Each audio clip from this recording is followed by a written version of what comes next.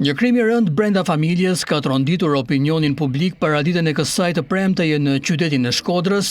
Një turist amerikan ka vrarë me thik bashkëshorten e tij në banesën që kishin marrë me qira në rrugën Atë Shtjefen Gjeçovi në Shkodër. Sipas informacioneve të policisë, viktima është 54 vjeçaria Sandra Holley Saporito, e cila humbi jetën në ngjarje si pasojë e plagëve të marra me mjet prerës. Autori i dyshuar është bashkëshorti i saj, 57 vjeçari Brandon Saporito. Çifti kishte mbërritur në Shqipëri më 27 mars dhe kishin vizituar disa qytete përpara se të vendoseshin në Shkodër për pushime, por pushimet e tyre përfunduan në tragjedi. Sipas hetimeve paraprake, autori dyshohet se ishte në gjendje të dehur kur kreu krimin. Pamjet filmike tregojnë atë të veshur vetëm me të brendshme me trupin e mbuluar nga gjaku. Pas krimit dyshohet se ka tentuar të vetvritet duke prerë damarët.